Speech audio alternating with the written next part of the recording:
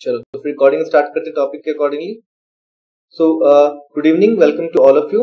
Topic हम लोग का आज जो है वो है सप्लाई का थर्ड क्लास, जहां हम कवर करेंगे हमारे रिमेनिंग टॉपिक्स जो हम लास्ट क्लास में कवर नहीं किया था। मैं सेम पीपीटी फॉलो कर रहा हूँ। जो टॉपिक हमें लास्ट कवर नहीं किया था वो हमारा टॉपिक नंबर 5 था, जो कि हमारा मूवमेंट अलोंग सप्लाई कर्व, या कह सकते हैं change in quantity supplied, expansion या फिर कॉन्ट्रैक्शन। आगे बात मैं करूँ तो हम लोग कवर करेंगे आज सप्लाई चेंज इन सप्लाई, या फिर कह सकते हैं शिफ्ट ऑफ सप्लाई कर्व। वो हम जानेंगे इंक्रीज और डिक्रीज सप्लाई क्या होता है, और लास्ट हम कवर करेंगे इस वीडियो में जो हमारा होने वाला है इलास्टिसिटी ऑफ प्राइस। ध्यान देना, कुछ टॉपिक्स मैंने छोड़ दिया, मान के फॉर एग्जांपल प्रैक्टिकल जो सॉल्व क्वेश्चन है, जो क्वेश्चन किए थे डिमांड वाले में कितना परसेंट कम बेसी हो रहा है, तो प्रैक्टिकल क्वेश्चन है, बहुत ही ईजी है। अगर समझा दूंगा इन डिटेल तो शायद दिक्कत नहीं होने वाला। बाकी तीन टॉपिक जो हम करने वाले हैं आज का 5, 6, 7, ये हूबहू एग्जैक्ट मैं कह सकता हूँ सेम ऑलमोस्ट है डिमांड टॉपिक का, तो डिफिकल्टी नहीं आएगा। तो मैं बोल दूं मैं सेम पीपीटी फॉलो कर रहा हूँ जो मैं लास्ट पीपीटी फॉलो किया था लास्ट क्लास में। तो हमने ये सब टॉपिक्स कवर कर चुके थे लास्ट क्लास में। अब टॉपिक आज का हमारा होने वाला है वो है चेंज इन क्वांटिटी सप्लाई, या फिर चेंज इन क्वांटिटी सप्लाई। ध्यान देना, हम लोग अभी चलते हैं उस पीपीटी के ऊपर। तो यह टॉपिक हमारा आज से यहाँ स्टार्ट होगा। जिन लोगों ने डिमांड टॉपिक पढ़ा था या समझा था, तो वहां पे हमने सेम टॉपिक किया था मूवमेंट अलोंग डिमांड कर्व, या कह सकते हैं चेंज इन क्वांटिटी डिमांडेड। तो सेम कॉन्सेप्ट यहाँ भी लगने वाला है। क्या आप कॉन्सेप्ट समझाता हूँ। चलो, अगर मैं डिमांड के बारे में बात करूँ या सप्लाई के बारे में बात करूँ, दोनों ही मेरा एक इकोनॉमिक फिनोमेना है, इकोनॉमिक एक्टिविटी चलो कह लो, जो किसी भी मार्केट में क्या होने वाला है उसके लिए टोटली रिस्पॉन्सिबल होता है। अगर मैं तुम्हें समझाऊं कि अगर डिमांड ना हो, फॉर एग्जांपल अगर मैं पूरे इकोनॉमिक्स में से डिमांड को निकाल दूं, तो शायद पूरा इकोनॉमी ही नहीं बचेगा, क्योंकि लोग डिमांड नहीं करेंगे तो सप्लाई जो हमारे फर्म्स है, जो हमारे मैन्युफैक्चरिंग कंपनीज है, वो क्या बनाएंगे। ठीक है। सेकेंड, अगर मैं बात करूं लोग डिमांड करें, चलो ठीक है, अगर मैं पूरे पिक्चर में से फॉर एग्जाम्पल अगर मैं सप्लाई ही निकाल दूं या मैं पूरे फर्म्स को ही निकाल दूं पूरे पिक्चर में से, लोग डिमांड करेंगे, लेकिन मिलेगा कहां से, जीरो। तो पूरे इकोनॉमी को ध्यान देना, जो दो पावर, मैं रिपीट कर रहा हूं, दो पावर जो तुम्हारे कंट्रोल करती हैं पूरे इकोनॉमिक एक्टिविटी को चलाते हैं, कह सकते हैं, वो यही दो पावर हमारे सप्लाई और ध्यान देना डिमांड। तो डिमांड हमने टॉपिक अच्छे से पढ़ा है। जो लोग क्लास नहीं किए थे या मिस किए फॉर एग्जाम्पल, उनके लिए अवेलेबल है वीडियो, मुझसे लिंक मांग सकते हैं, मैं उनको लिंक शेयर कर दूंगा व्हाट्सएप पे, उनको कवर अप कर लेना। लेकिन ध्यान रखना, डिमांड पढ़ते ही हमको समझ में आता है 70% सप्लाई टॉपिक का, दोनों ही जस्ट उल्टे हैं आपस में। तो हमने डिमांड टॉपिक में तीन टॉपिक जो हम लोग आज कवर करने वाले हैं उसको एक अलग कॉन्टेक्स्ट में पढ़ा था, डिमांड के कॉन्टेक्स्ट में। आज सेम तीन टॉपिक हमारा जो है, जो कि हमारा movement along supply curve, change in supply या फिर शिफ्ट इन सप्लाई कर्व, और थर्ड हमारा जो है प्राइस इलास्टिसिटी ऑफ सप्लाई। हमें तीन टॉपिक पढ़ने वाले हैं आज सप्लाई एनालिसिस की कॉन्टेक्स्ट में। अब ये है क्या, ध्यान देना। तो इनका रिलेशन जो हम टॉपिक कवर करेंगे, जो तुमको स्क्रीन पर दिख रहा है कि मूवमेंट अलोंग सप्लाई कर्व या फिर चेंज इन क्वांटिटी सप्लाई, ध्यान देना, इनका रिलेशन डायरेक्टली हमारा जो है फैक्टर्स अफेक्टिंग सप्लाई से हमारा है। अगर मैं तुमसे पूछूं कि किसी भी गुड्स का सप्लाई या किसी भी कमोडिटी का सप्लाई को अफेक्ट करने वाला सबसे पहला और सबसे डायरेक्ट फैक्टर कौन सा होना चाहिए, तो तुम्हारा आंसर होना चाहिए price of the commodity. Demand वाले भी केस में सेम था, यहाँ भी सेम, कि प्राइस किसी भी कमोडिटी का वो पहला फैक्टर है, या वो मेन फैक्टर चलो कह लो, जो किसी भी गुड्स की सप्लाई को, हम सप्लाई भी पढ़ रहे हैं, सप्लाई का मैं रेफरेंस दूंगा, किसी भी गुड्स की सप्लाई को अफेक्ट करता है। क्यों करता है, कैसे करता है, हमने लास्ट क्लास में इन डिटेल बात किया है। तो जिन दोनों ने लास्ट क्लास सप्लाई का मिस किया है वो मुझसे लिंक मांग सकते हैं, मैं उनको सप्लाई का लिंक दे दूंगा ताकि वो रिलेट कर सके आज की क्लास में और अगले क्लास में। ठीक है। तो उनमें था सबसे पहला हमारा जो फैक्टर था अफेक्टिंग सप्लाई किसी भी गुड्स का, वो हमारा था प्राइस ऑफ कमोडिटी। इसी प्राइस के बेस पर हम अगर देखें तो मुझे दो टॉपिक मिलते हैं, या फिर इन्हीं फैक्टर्स के बेस पर अगर मैं देखूं दो टॉपिक्स मुझे मिलते हैं। पहला हमारा movement along supply curve, second कह सकते हैं चेंज इन सप्लाई। मैंने डाल रखा है फॉर एग्जाम्पल वो क्या कहते हैं, मैंने ग्राफ डाल रखा है इसमें। ठीक है, मैं तुम्हें दिखाऊंगा आगे जाके, टेंशन मत लेना। तो फिर से एक बात और मैं रिपीट कर दूं, सिर्फ प्राइस ही गुड्स का अलोन फैक्टर नहीं होता किसी भी चीज की सप्लाई को अफेक्ट करने वाला, बल्कि अदर मेरे फैक्टर्स भी होते हैं। तो जैसे डिमांड में थे 7 या 8 फैक्टर्स, लेकिन हम जब फैक्टर्स कंसीडर करते थे तो प्राइस को अलग रखते थे वन हैंड में, और बाकी सभी फैक्टर्स होते थे अलग हैंड में। क्यों? क्योंकि प्राइस सबसे डायरेक्ट या सबसे स्ट्रेट फॉरवर्ड मेरा फैक्टर है जो किसी भी गुड्स के डिमांड या सप्लाई को पहले अफेक्ट करता है। तो यहाँ भी सेम चीज करेंगे हम लोग, जितने भी हमारे सप्लाई के फैक्टर्स है, जो भी फैक्टर्स रिस्पॉन्सिबल है, डिटरमिनेंट्स रिस्पॉन्सिबल सप्लाई के चेंज, घटने या बढ़ने में, उन सभी फैक्टर्स को हम लोग दो कैटेगरी में डिवाइड कर देंगे। पहला डायरेक्ट फैक्टर, ध्यान देना। अगला मैं डिवाइड कर दूंगा, जो मैं कैटेगराइजेशन होगा वो होगा इनडायरेक्ट फैक्टर। डायरेक्ट फैक्टर वाले मैं ड्रॉ कर समझाता हूँ, चलो एक सेकंड देना।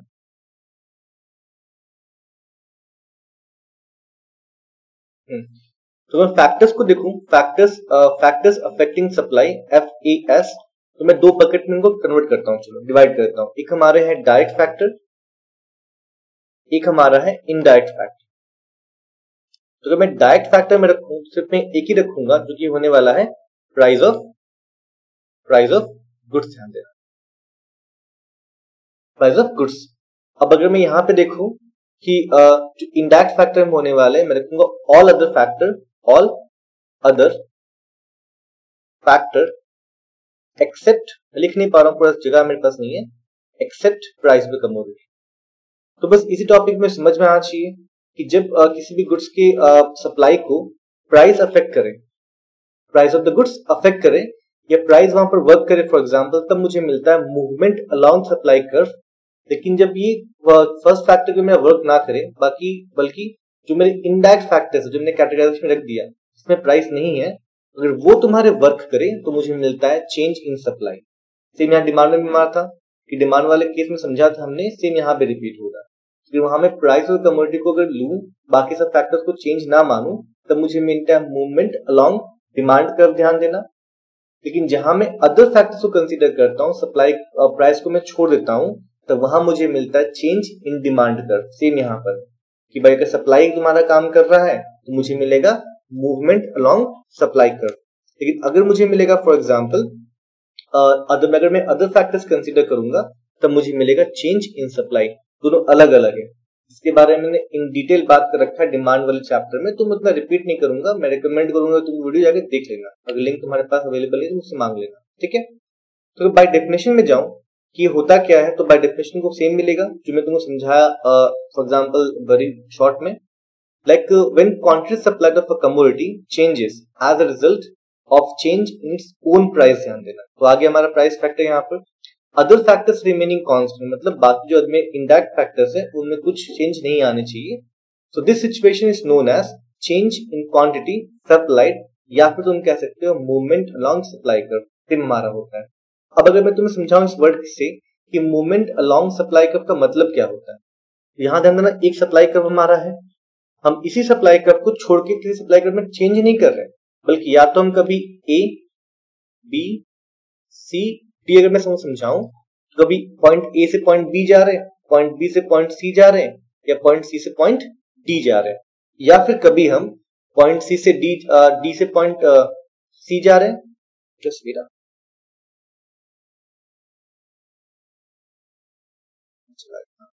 पॉइंट डी से सी जा रहे हैं, या पॉइंट सी से बी या ए जा रहे हैं, मतलब हम सप्लाई कर्व में ऊपर नीचे मूव कर रहे हैं। इसे कहते हैं मूवमेंट अलोंग। यहाँ पे कोई नया सप्लाई कर्व मुझे नहीं मिल रहा है, बस उस सप्लाई कर्व में अपवर्ड या फिर हम डाउनवर्ड मूव कर रहे हैं। क्यों ऐसा? बिकॉज यहाँ पे सप्लाई हमारा वर्क करेगा, जो हमें कर्व मिलेगा वो कुछ ऐसा ही मिलता है बाय डिफॉल्ट। तो यहाँ पर अगर मैं देखूं तो मुझे दो टॉपिक यहाँ मुझे मिलते हैं इसके रिगार्डिंग। जब भी मैं चेंज के बारे में बात करूं, या तो मैं सप्लाई कम होगा या तो मैं सप्लाई ज्यादा होगा। तो अगर मैं बात करूं सप्लाई ज्यादा होने के बारे में, तो उसे इस टॉपिक के अंदर यानी कि मूवमेंट अलोंग सप्लाई कर्व में कहते हैं एक्सपेंशन ऑफ सप्लाई। ध्यान देना क्यों, अगर तुम देखोगे, अगर मैं पहला कंसीडर ये करूं, पहला ये पॉइंट, सेकंड पॉइंट ये करूं, अब तक मैं सप्लाई कर्व इतना बड़ा था, ए बी तक हमारा था। जैसे मैं आगे जाता हूं फॉर एग्जांपल, तो मुझे मिलता है थर्ड ये चीज, तो मुझे मिलता है बी और सी। सप्लाई कर्व जितना बड़ा ए बी हमारा था पहले, अब कितना हो गया, ए मान के चलो बी और सी हो गया ना। तो यहाँ पर वो जो सप्लाई कर्व हमारा एक्सपेंड किया, तो उसमें एक्सपेंशन हुआ फॉर एग्जांपल, ठीक है।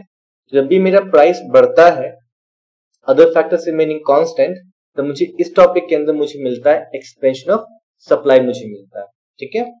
ठीक, इसका उल्टा कॉन्ट्रैक्शन ऑफ सप्लाई। ध्यान देना, तो अगर मैं सप्लाई कर्व ऑलरेडी पहले से इंक्रीज हमारा है, अगर उसे मैं डिक्रीज करूं फॉर एग्जांपल, समझाने के लिए बनाता हूं, चलो स्क्रीन पे जिस तरीके से, तब ये पॉइंट ए है, पॉइंट बी है, point C, point D for example. तो अगर सी से डी तक सिमट जाए या सिकुड़ जाए फॉर एग्जांपल, तब उसे कहेंगे कॉन्ट्रैक्शन सप्लाई कर्व। सेम अगर वो बी से अगर वो सी से तुम्हारा बी को आ जाए तब उसे कहेंगे कॉन्ट्रैक्शन सप्लाई कर्व करेंगे। क्यों? यहाँ पर जो एडी मेरा है वो दिखाता है मोर सप्लाई, अगर मैं एसी कंसीडर करूं दिखाता है less supply compare to AD, अगर मैं एबी कंसीडर करूं तो वो शो करता है less supply than AD and AC. ध्यान देना एबी बाय मिस्टेक एडी जो है वो बड़ा है किससे? एसी से, ठीक है, और एसी जो बड़ा है वो तुम्हारा वो है एबी से। ये हम लेंथ के बारे में बात कर रहे हैं। तो अगर मैं कॉन्ट्रैक्शन सप्लाई मेरा होगा तो मतलब सप्लाई यहाँ पर डिक्रीज कर रहा है और जो कर्व मेरा है वो छोटा होते जाएगा। तो होप तुमको समझ में शायद थोड़ा थोड़ा आ रहा हो। ठीक उस तरीके से अगर मैं ए बी से अगर मैं एसी जाऊं तो मेरा एक्सपेंशन हो रहा है, और अगर मैं एसी से फॉर एग्जांपल एडी जाऊं तो मेरा एक्सपेंशन हो रहा है। हम छोटे से बड़े जा रहे हैं किसमें? एक्सपेंशन वाले केस में, और बड़े से हम छोटे को आ रहे हैं कॉन्ट्रैक्शन वाले केस में। ध्यान देना, मैं फिर से रिपीट कर दूं कि जब भी मूवमेंट अलोंग सप्लाई का टॉपिक हम बात करते हैं यहाँ पर हम सिर्फ और सिर्फ एक ही फैक्टर कंसीडर करते हैं, वो हमारा होता है प्राइस ऑफ द गुड्स। ध्यान देना, बाकी कोई इनडायरेक्ट फैक्टर यहाँ पर वर्क हम लोग नहीं कंसीडर करते हैं। अब अगर हम बात टॉपिक के बारे में, तो जो मुझे मिलता है दो, एक्सपेंशन ऑफ सप्लाई और मुझे मिलता है कॉन्ट्रैक्शन ऑफ सप्लाई। तो मैंने यहाँ पे ग्राफ भी प्लॉट कर दिया है। तो एक्सपेंशन तब बोलेंगे क्या प्राइस हमारा फैक्टर कंसीडर कर रहा है, और मुझे पता है कि लॉ ऑफ सप्लाई क्या बोलता है कि जब प्राइस हमारा इंक्रीज करेगा तो हमारा सप्लाई भी इंक्रीज करेगा किसी भी नॉर्मल गुड्स के लिए। तो ठीक यहाँ पर जब हमारा when supply quantity supplied of a commodity rises, क्यों राइज करेगा? Due to rise in price, ठीक है। अदर फैक्टर्स रिमेनिंग कांस्टेंट, मुझे हमारे डेफिनेशन में इस लाइन को या फिर इस फ्रेज को हर बार कंटेन करवाना पड़ेगा यहाँ पर, अदर फैक्टर्स रिमेनिंग कांस्टेंट, कि हमको पता है कि हम लोग चेंज इन सप्लाई में नहीं, हम लोग क्वांटिटी सप्लाइड वाले में होंगे। This is known as the expansion of supply. तुम देख पा रहे हो कि हम लोग ऊपर की तरफ बढ़ रहे हैं तो हमको मिल रहा है एक्सपेंशन, मतलब छोटे से कर्व बड़ा बड़ा और बड़ा होते जा रहा है, बिकॉज सप्लाई मेरा एक्सपेंड कर रहा है। अगर मैं बात करूं कॉन्ट्रैक्शन वाले केस में, so when quantity supplied of a commodity falls due to a fall in its own price, ठीक है, this situation is known as contraction of supply। यहाँ पे तुम ऐड कर देना other factors remaining constant। यहाँ देखो हम लोग क्या कर रहे हैं कि इस वाले को फॉलो कर रहे हैं, हम लोग अपवर्ड से डाउनवर्ड आ रहे हैं तो हमारा कर्व क्या होगा? कॉन्ट्रैक्ट करेगा, सिकुड़ता जाएगा, छोटा हमारा हो जाएगा। जब भी तुम प्राइस के रिगार्डिंग ऐसा करोगे तुमको हमेशा हमेशा तुमको ऐसा ही कर्व मिलेगा। और जहां पर हम कर्व को छोड़ के किसी और कर्व में शिफ्ट नहीं हुए, बल्कि एक ही हमारा कर्व है जिसमें हम ऊपर या नीचे की तरफ जा रहे हैं। होप तुमको समझ में और टॉपिक थोड़ा सा, बाकी डिमांड से पूरा का पूरा रिलेशन इसका है, वहां तुम आपको समझ जाना थोड़ा सा, ठीक है। आगे बढ़ते हैं। चलो, जो लोग पहले बार क्लास में आए हैं मैं रिपीट कर दूं, क्लास में कंटिन्यू रहना, तुमको सब कुछ पूरा पूरा समझ में आएगा, ठीक है। चलो आगे बढ़ते हैं। सब तो हमारा बात हो गया मूवमेंट अलोंग सप्लाई कर्व के बारे में, जहां से प्राइस को हम लोग कंसीडर करते थे, लेकिन फैक्टर्स तो और भी हमारे हैं। अब हम लोग यहाँ बात करेंगे अदर फैक्टर्स के बारे में, प्राइस को छोड़कर। जब उनमें कोई चेंज आता है तो सप्लाई इंक्रीज भी हो सकता है और सप्लाई डिक्रीज भी हो सकता है। तो हम लोग देखो बार बार नहीं बोलेंगे क्या चेंज किस फैक्टर में आ रहा है, बिकॉज 6 या 7 फैक्टर मुझे मिलेंगे, बस इसको एक वर्ड में खाली कवर करना अपने डेफिनेशन में, if other factors changes in favour of supply. In favour बोलने का मतलब भी क्या है? बढ़ना। ध्यान देना, supply will increase and if other factors will change against supply will decrease. बस ये बोलना कि अदर फैक्टर में कितना समझाओगे कि तुम्हारा गवर्नमेंट पॉलिसी क्या है, कॉस्ट ऑफ इनपुट तुम्हारा क्या है, मार्केट कंडीशन तुम्हारा क्या है, उनको डेफिनेशन बड़ा बन जाएगा। तो बस लिखना अदर फैक्टर्स के बारे में कि अगर वो तुम्हारा चेंज हुए सप्लाई के फेवर में सप्लाई बढ़ेगा, अगर तुम्हारा चेंज हुए सप्लाई के अगेंस्ट में सप्लाई मेरा कम होगा। और इस केस में हमें एक नया ही सप्लाई कर्व मिलता है पुराने वाले को छोड़कर, क्योंकि प्राइस हमारा फिक्स्ड यहाँ पर होता है। कैसे समझाऊंगा तुमको, चलो आगे।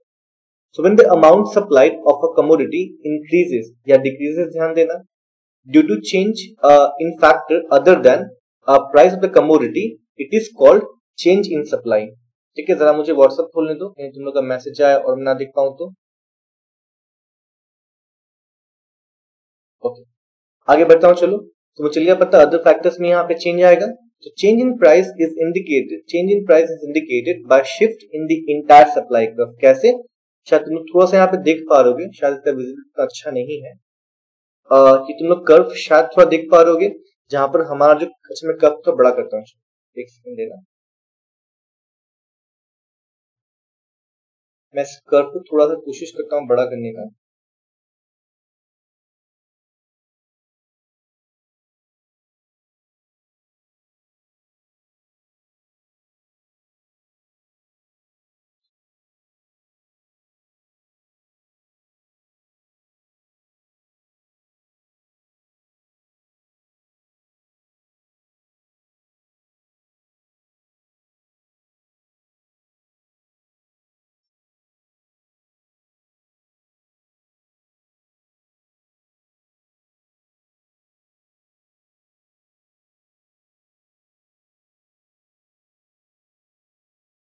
एक मिनट देना।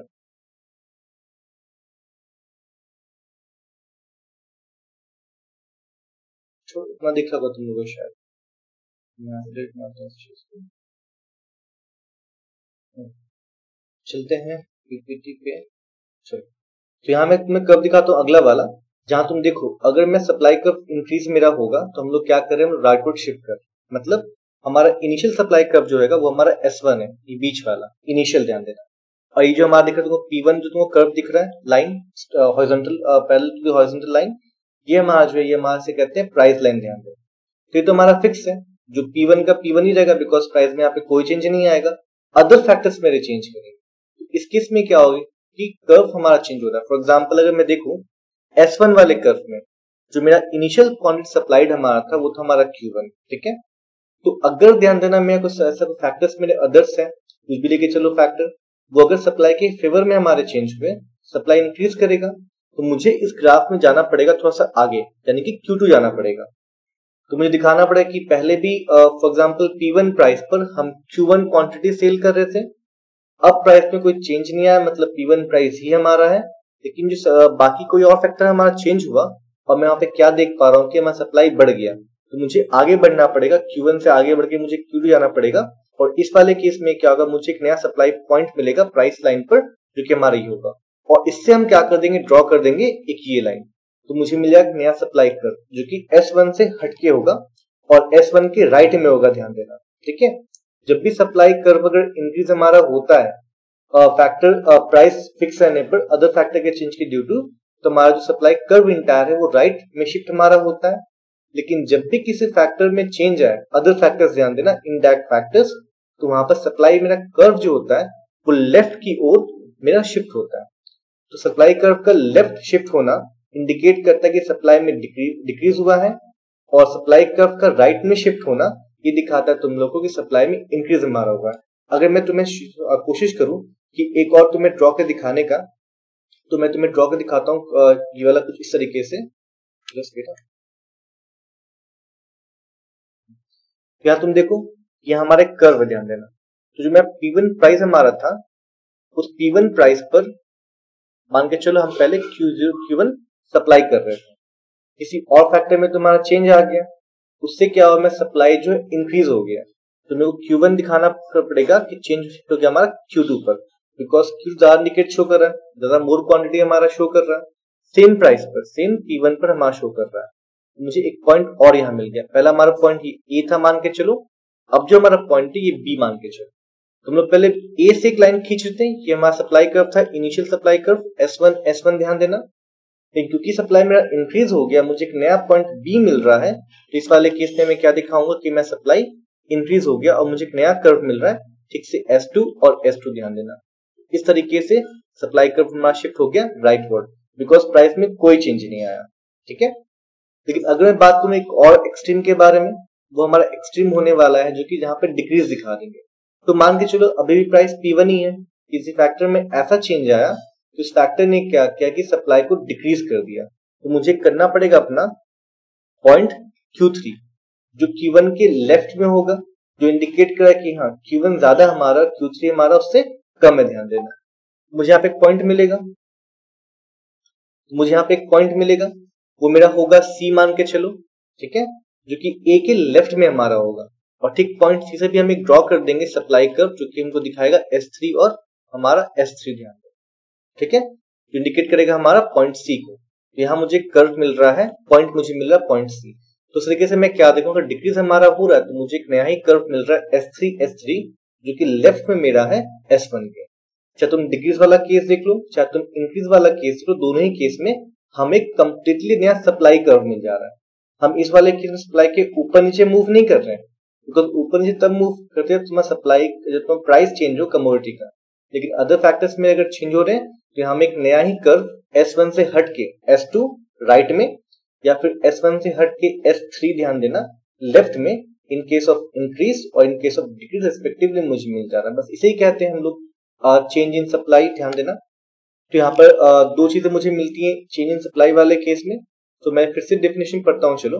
Given the amount supplied of a commodity increases और decreases due to change in factors other than price of the commodity, it is called change in supply, ध्यान देना। तो change in price is indicated by shift, यहाँ पे कुछ हल्का सा गलत, हाँ यहाँ पे टाइपिंग एरर है।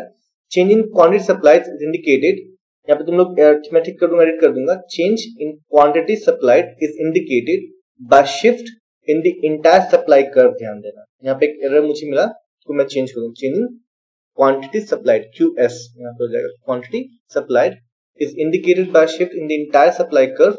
An increase in supply means the entire supply curve shifts to the right, देखा हमने S1 से S2, and indicating a larger quantity of goods being supplied at higher price, यहाँ पे नहीं होगा सेम प्राइस, यहाँ पर भी एक एरर है, लगता है मैंने कॉपी पेस्ट मारा तो रॉन्ग हो गया होगा, at सेम प्राइस, ध्यान देना, ठीक है।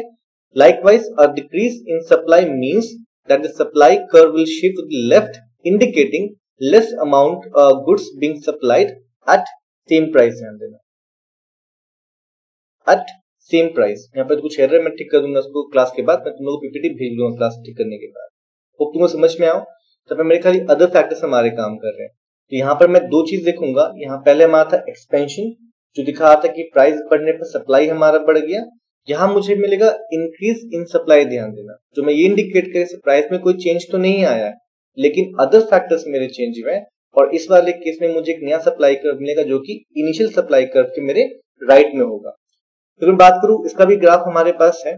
तो an increase in supply refers to situation when producers are willing to supply a larger quantity of a commodity at the same price, ध्यान देना, और same quantity at the lower price, दोनों ही होता है। तो तुम कंफ्यूजन करना क्या, बस तुम यहां तक समझना, एट द सेम प्राइस, ध्यान दे। तो फॉर एग्जाम्पल अगर मैं यहाँ पे इसके लिए कर्व ड्रॉ करूं तो मुझे प्राइस में कोई चेंज तो आएगा नहीं, मुझे P1 प्राइस ही दिखाना है। तो यहाँ पहले मैं Q1 सप्लाई कर रहा था, सप्लाई कर मेरा S1 और S1 हमारा था। अब मेरा सप्लाई बढ़ गया, बिना किसी क्या चेंज आया मुझे नहीं पता, लेकिन प्राइस हमारा फिक्स है। तो इसके से मैं क्या दिखा रहा हूँ कि अब मैं Q2 क्वांटिटी सप्लाई कर रहा हूँ।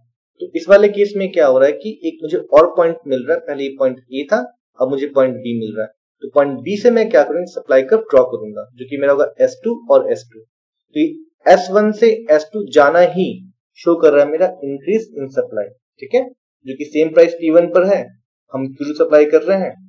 इस वाले केस में अगर मैं अगला आगे जाऊं तो मुझे मिलेगा डिक्रीज इन सप्लाई, ध्यान देना। तो यहाँ पर जो फैक्टर्स मेरे होंगे अदर फैक्टर्स, यानी कि इनडायरेक्ट फैक्टर्स तुम कह सकते हो, उनमें कोई ऐसा चेंज आया जाए जो सप्लाई के अगेंस्ट हमारा हो, ठीक है। तो फिर से वही होने वाला है, प्राइस तो यहाँ पर फिक्स्ड है, लेकिन जो क्वांटिटी होगा हम पहले से कम सप्लाई करेंगे। डेफिनेशन में चलते हैं, चलो।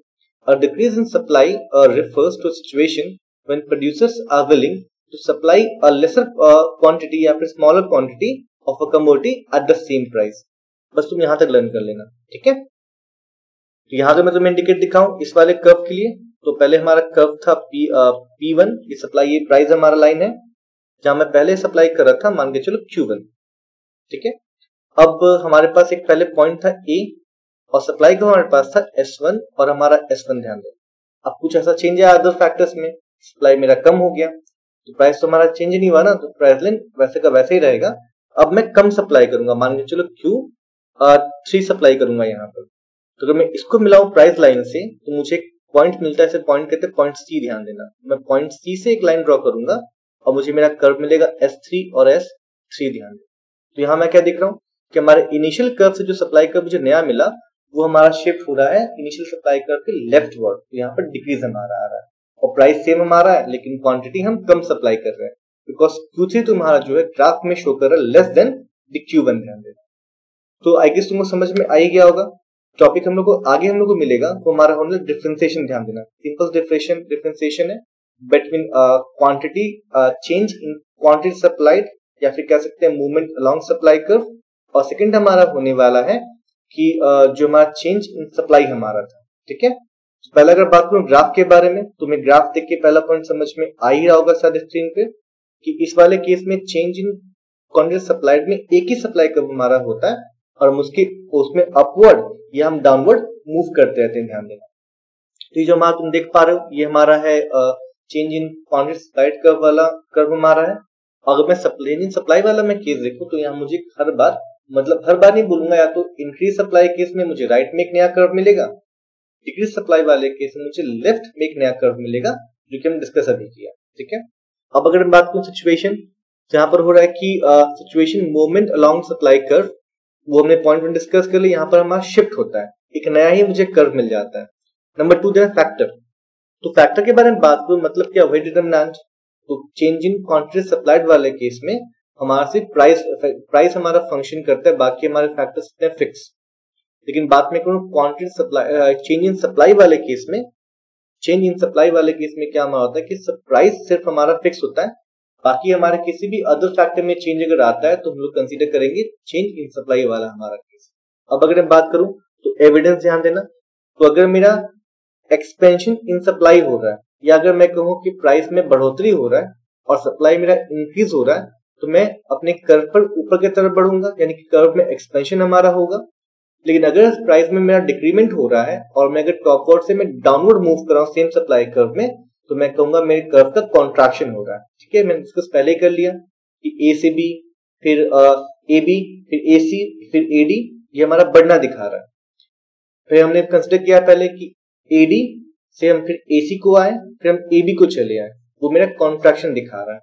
लेकिन इस वाले में केस में कहूं कि अगर मैं देख रहा हूं मेरा कर्व, एक नया कर्व मुझे मिल रहा है राइट में, ध्यान देना, तो मैं कहूंगा सप्लाई में इंक्रीज हमारा हो रहा है। और अगर मैं यहाँ पे कहूंगा कि मेरा जो सप्लाई जो मेरा कर्व है वो लेफ्ट को शिफ्ट हो रहा है, मतलब जो नया सप्लाई कर्व हमें लेफ्ट में मिल रहा है हमारे इनिशियल सप्लाई कर्व के, तो मैं कहूंगा यहाँ पर हमारा सप्लाई में डिक्रीज हमारा हो रहा है।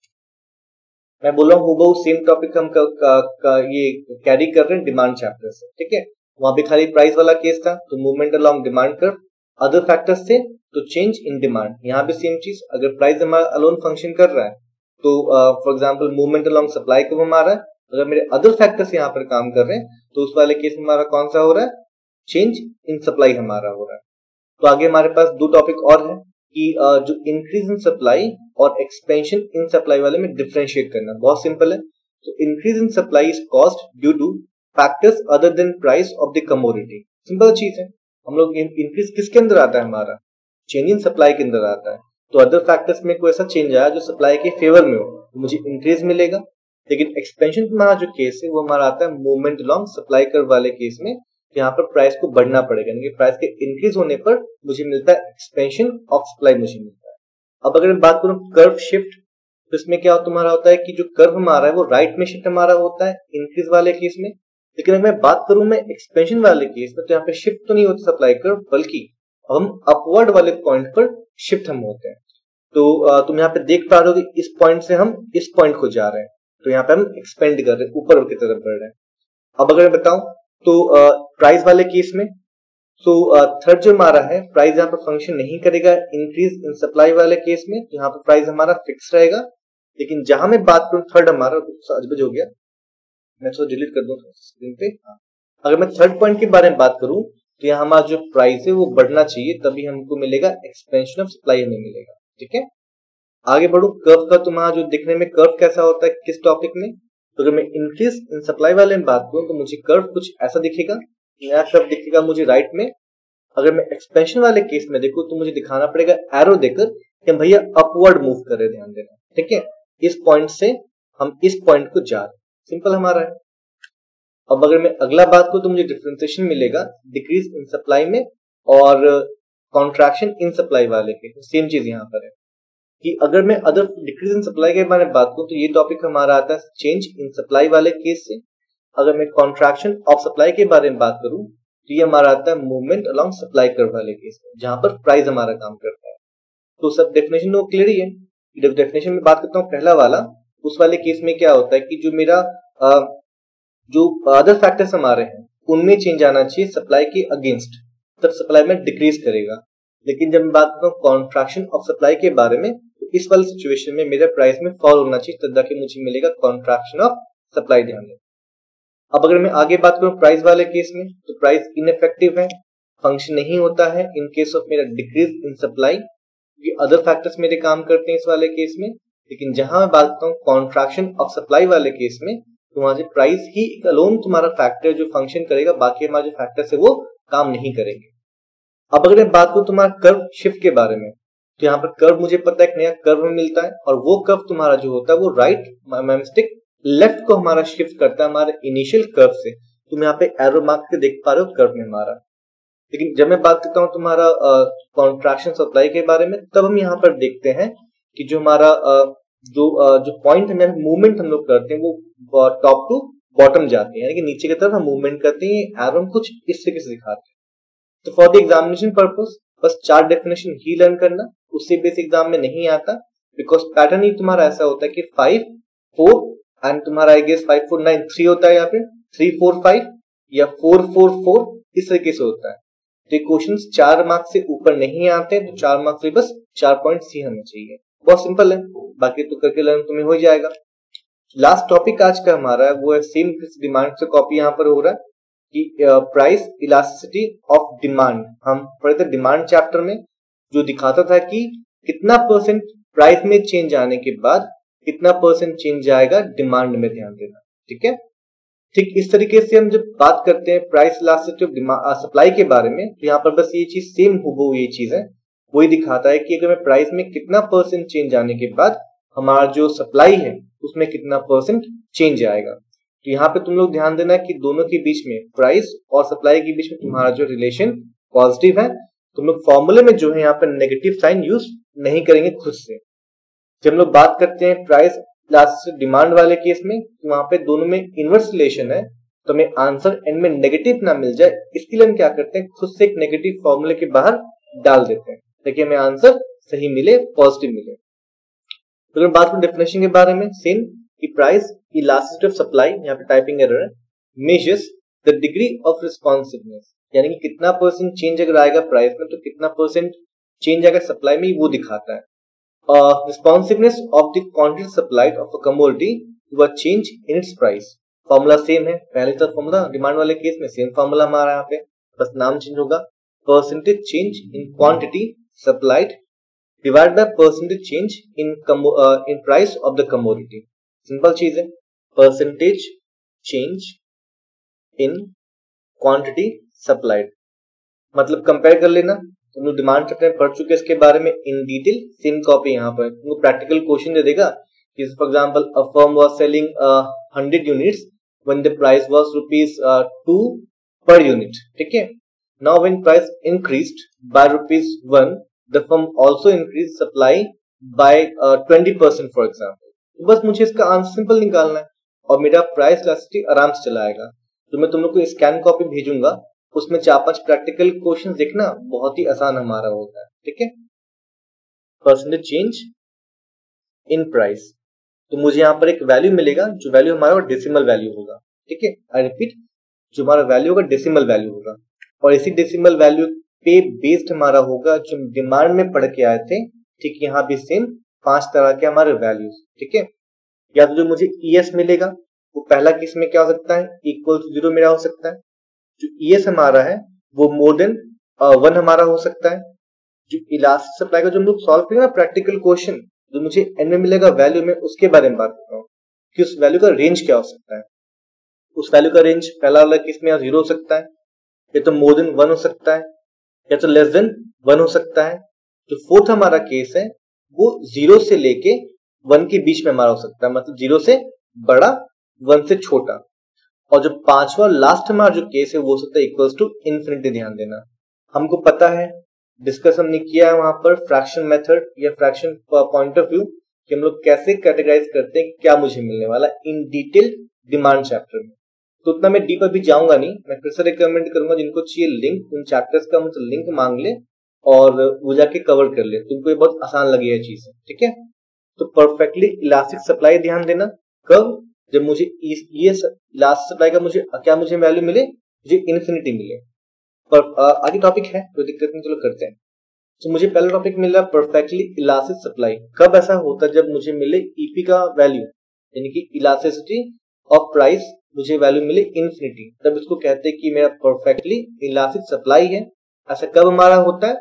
जब प्राइस में कोई चेंज नहीं है। मैं रिपीट कर दूं, जब प्राइस में हमारा कोई चेंज नहीं है लेकिन सप्लाई में हमारा चेंज है, तब उस केस में मुझे ऐसा मिलता है कर्व, हॉरिजॉन्टल मुझे कर्व मिलता है पैरेलल टू वाई एक्सिस, ध्यान देना, ठीक है। यहाँ पे लिखा है कि it represents a case in which the quantity supplied of a commodity responds by an infinite amount to a very small change in price, या फिर नो चेंज इन प्राइस। ध्यान देना, यहाँ पे इतना है, वेरी स्मॉल मतलब क्या, इतना कम कि वो जीरो के बराबर ही मान के चलो, नेग्लिजिबल लेके चलते हैं। तो यहाँ पर मुझे जो परसेंटेज चेंज इन प्राइस मिलेगा, मुझे जीरो मिलेगा। तो मैं जब पूरा क्वेश्चन सॉल्व करूंगा तो मुझे एंड में आंसर मिलेगा इन्फिनिटी। तो उस वाले केस में जो मेरा कर्व का जो शेप होगा वो मेरा कुछ इस तरीके से होगा, parallel to the horizontal axis. ध्यान देना, तो इस वाले को हम बोलते हैं परफेक्टली इलास्टिक सप्लाई। ध्यान देना, आगे चलो बात करता हूं। तो मेरे पास है परफेक्टली इन इलास्टिक, जस्ट उल्टा। मैं फिर से रिपीट कर दूं, जो लोग नए हैं वो जाके डिमांड चैप्टर पढ़ ले, उनको डिटेल में समझ में आ जाएगा सप्लाई वाला भी, बिकॉज सेम कॉपी हमारे यहाँ पे। तो इस वाले केस में क्या होगा, जब मेरा सप्लाई में कोई चेंज नहीं आया लेकिन प्राइस में चेंज आया, यानी कि प्राइस में चेंज आने के बावजूद भी सप्लाई में मेरा कोई चेंज नहीं आया, तब मुझे कुछ कर्व का शेप कुछ ऐसा मिलता है, मतलब स्ट्रेट वर्टिकल लाइन मुझे मिलता है, ठीक है। और उसे हम कहते हैं हमारा इनइलास्टिक सप्लाई कर्व बोलते हैं। और इस वाले केस में जब मैं पूरा क्वेश्चन सॉल्व करूंगा, मुझे एंड में आंसर हमेशा मिलता है जीरो। ध्यान दे, कर्व का हमारा कुछ शेप इस तरीके से होता है। कुछ ऐसे गुड्स हमारे हैं इकोनॉमी में जो लिमिटेड है, मान के चलो मोनालिसा का मान के चलो, फॉर एग्जांपल पेंटिंग या ताजमहल मान के चलो, मैं कितना भी प्राइस क्यों ना बढ़ाऊं, वो दुनिया में एक ही है, सप्लाई बढ़ ही नहीं सकता। प्राइस कितना भी मेरा चेंज घटे या बढ़े, सप्लाई उसका फिक्स हमारा रहेगा, बिकॉज वो एक ही दुनिया में है। तो इस तरीके से उनका मुझे मिलता है वर्टिकल, स्ट्रेट वर्टिकल लाइन मुझे मिलता है, ठीक है। अब अगर मैं आगे बढ़ता हूं, मुझे मिलता है इलास्टिक सप्लाई। यहाँ पर जो वैल्यू होता है वो हमेशा मोर देन 1 हमारा होता है, ठीक है। क्यों? बिकॉज यहाँ पर जो परसेंटेज चेंज इन सप्लाई है वो ज्यादा होता है compare to percentage change in price. तो मुझे कर्व कुछ इस तरीके से मिलता है और इसका वैल्यू हमेशा होता है मोर देन 1। ध्यान देना, मैं तुमको ये पीपीटी फाइल शेयर कर दूंगा। आगे अगर मैं बात करूं तुमसे, मुझे अगला है जस्ट उल्टा, इन इलास्टिक सप्लाई। तो इस वाले केस में जो मेरा ईपी का वैल्यू होता है वो हमेशा लेस देन 1 होता है और कर्व कुछ इस तरीके से मुझे दिखता है। क्यों? कि यहाँ पर जो मैं परसेंटेज चेंज इन सप्लाई है वो लेस देन होता है मेरा परसेंटेज चेंज इन प्राइस वाले से, ठीक है। सेम कॉन्सेप्ट डिमांड से यहाँ पे कॉपी तुम्हारा होगा। अब अगर मैं अगला बात करूं, लास्ट बात करूं, हमारा होता है यूनिटरी इलास्टिक सप्लाई। तो यहाँ पर जो मैं ईपी का वैल्यू होता है हमेशा 1। क्यों? कि जो मेरा परसेंटेज चेंज इन सप्लाई होता है वो एग्जैक्टली बराबर हमारा होता है परसेंटेज चेंज इन प्राइस वाले केस में। मुझे आंसर यहाँ पर सॉल्व करने के बाद एंड में 1 मिलता है। तो इसी न्यूमेरिकल वैल्यू या तुम कह सकते हो डेसिमल वैल्यू के ऊपर डिपेंड करता है कि वो पांचों में से क्या होगा, और तुम उसका लर्न कर सकते हो इजिली सप्लाई का मेरा जो शेप होगा वो सप्लाई का शेप मेरा क्या होगा। तो होप बहुत ही माइनर टॉपिक था हमको आज का, कि तुम सप्लाई एंड करना था। जो भी मैं फिर से रिपीट दूं, उनको भी जो क्लास पहले का मिस किए हैं वो उनसे लिंक मांग ले, मैं उनको लिंक शेयर कर दूंगा, टॉपिक आज तक का पूरा कवर कर सको। जो मैंने प्राइस इलास्टिसिटी जो मैंने सप्लाई कवर किया है ब्रीफ में, कि हम टॉपिक बात कर चुके हैं डिमांड वाले में, तो यहाँ पर रिपीट मुझे करना समझ में नहीं आया तो तुम लोग उस वीडियो को देख लेना। अगर समझ में आ गया इन शॉर्ट तो बेटर है, नहीं तो उन वीडियो को देख के समझ जाना। बाकी मैं नोट्स में कुछ चेंज करूंगा बिकॉज टाइपिंग एरर यहाँ पर है। उसके बाद तुम लोग को आज रात में शेयर कर दूंगा पीपीटी फाइल। तुम्हारा सप्लाई चैप्टर इसके साथ ही खत्म हो गया, और कुछ प्रैक्टिकल जो क्वेश्चन हमारे हैं इलास्टिसिटी वाले टॉपिक में, सप्लाई वाले टॉपिक में, वो तुम लोग बुक से देखना, बिकॉज सिंपल एग्जाम्पल है, तुमको समझ में आ ही जाएगा, क्योंकि हम डिमांड में कर चुके हो सब क्वेश्चन हमारे, ठीक है। सो अभी सबको बाय लेते हैं, मिलते हैं अगले क्लास में। तुम लोग कल से जो है बिजनेस स्टडीज क्लास और कॉमर्स क्लास भी स्टार्ट होगा, कि मैंने नोट्स आज बना लिए हैं, कुछ बाकी उसमें है, मैं तुम लोग कल वो नोट्स बेच के कल से मैं क्लास स्टार्ट करूंगा, ठीक है। और तुम लोग जो होमवर्क है अकाउंटेंसी का डे 1 डे 2 उनको पूरा करो। अगर दिक्कत हो रहा है तो ग्रुप में इतने सारे लोग हैं, उनको पर्सनली मैसेज करो कि तुम बना लिया या बना ली, तो सोल्यूशन भेज दो, और भेजो अच्छा बात है, वरना फिर वेट करो क्लास का, लेकिन बनाओ। अगर तुमको पूरे क्वेश्चन में 70% समझ में आ रहा है चीजों को लेकर, तो भाई अपना कॉपी में फॉर्मेट खोल के 70% को ही ट्रांसफर करो, बाकी 30% छोड़ दो। लेकिन 30% के कारण तुम 70% भी नहीं बनाओगे तो अकाउंट्स में तुमको दिक्कत होगा। ठीक है, हम लोग भी सेम था कि कुछ चैप्टर बनाने के बाद जब हम लोग होमवर्क करने बैठते थे तो -20% टॉपिक्स में या 20% लाइंस में डाउट आपको आ रहा है, तो मेरे से कुछ बच्चे थे, अरे नहीं बनेगा डाउट, यहाँ पर आके पूरा क्वेश्चन छोड़ दो, कि जाके ट्यूशन पूरा क्वेश्चन समझ लेंगे, वो बेवकूफी करते थे। बल्कि मैं क्या करता था, पर जितना सीखा है, हमको रिवैल्यूएशन आता है वो तो कम से कम अकाउंट में प्लॉट कर देंगे, हमको अकाउंट ट्रांसफर करने आता है अमाउंट वो तो कम से कर देंगे, फिर 2 एडजस्टमेंट अगर समझ में नहीं आ रहा है तो मतलब मेरा क्वेश्चन हम इनकम्प्लीट सॉल्व करके जाएंगे क्लास में और उनको वहां पे कवर कर लेंगे, टाइम भी कम लगेगा मेरा, और जो मेरा बात जो मुझे आता था मैंने रिवाइज भी किया 70%। तो इस तरीके से अकाउंट्स में फॉलो करना, क्वेश्चन को लेके मत बैठे रहना कि नहीं आता पूरा क्वेश्चन ही नहीं बनाए, बल्कि बनाओ, जितना आता है कम से कम उतना कवर करो। ठीक है, बाकी जो लोग नए हैं वो क्लास में कंटिन्यू अकाउंट्स वाले में मैं उनको फिर समझा दूं कि अप्रोच हमारा क्या क्वेश्चन को सॉल्व करने का। सेम क्वेश्चन अगर बिना रॉन्ग अप्रोच से जाओगे तो अभी आधा घंटा 40 मिनट्स लग सकता है, अगर राइट अप्रोच यूज करके क्वेश्चन सॉल्व करने का अकाउंट्स में तो तुम्हारा क्वेश्चन 20 मिनट या 25 मिनट से मैक्स टू मैक्स तुम्हें लगेगा सॉल्व करने में। ठीक है, तो एनीवे चलो मिलते हैं अगले क्लास में, by two all of you. और इनकेस कोई दिक्कत हो, समझ में नहीं आया